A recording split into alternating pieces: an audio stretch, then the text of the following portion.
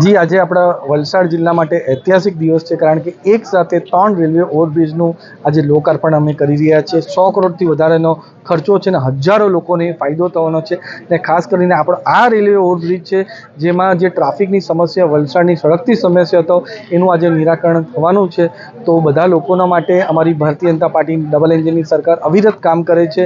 એના માટે નરેન્દ્ર મોદી સાહેબ, સાથે જ આપણા અશ્વિની વૈષ્ણવજી, આપણા ગુજરાતના મુખ્યમંત્રી ભૂપેન્દ્ર પટેલ સાહેબને, ખાસ કરીને આપણા વલસાડ જિલ્લાની અંદર અમારા ધારાસભ્ય ભરતભાઈ જે અવિરત આપણા લોકો માટે કામ કરી રહ્યા છે, એ રીતે જ અમારા ધરમપુરના ધારાસભ્ય અરવિંદભાઈ, જિલ્લા પંચાયતના પ્રમુખ મનહરભાઈ અને સાથે જ હેમંતભાઈનો ખૂબ ખૂબ ધન્યવાદ કહેવા માગું છું। સાથે સાથે આ નવા રસ્તા, નવા રેલવે બ્રિજનું તો લોકાર્પણ કરીએ જ છે, પણ જે વરસાદના લીધે રસ્તાઓ પણ જે ખરાબ થયા છે, એના માટે મુખ્યમંત્રી શ્રી ભૂપેન્દ્ર પટેલ સાહેબ ખૂબ જ સંવેદનશીલ છે અને પૂરા ગુજરાતભરમાં ટીમ લગાવી છે। એ રીતે વલસાડમાં પણ આપણી 18 ટીમ રાત દિવસ કામ કરીને જલ્દીથી જલ્દી રસ્તા રિપેર થાય અને લોકોને કોઈ પણ જાતની અગવડતા ના પડે, એના માટે અમે બધા સાથે મળીને પ્રયાસ કરીએ છીએ।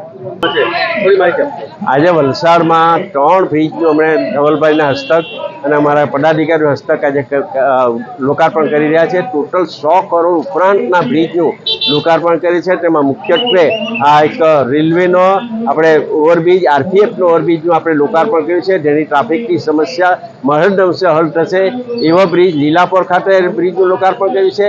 પાંદડાપાડી ખાતે પણ લોકાર્પણ કર્યું છે બ્રિજનું। એટલે 100 કરોડ ઉપરાંતના બ્રિજનું આપણે લોકાર્પણ કર્યું છે।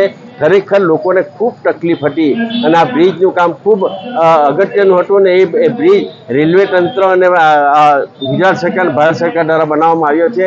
એટલે આ બ્રિજથી ઘણી રાહત થાય। હજુ બીજો બ્રિજ બની રહ્યો છે, અને આવનારા દિવસોમાં 1.5-2 મહિનામાં એ બ્રિજનું પણ લોકાર્પણ આપણે કરીશું।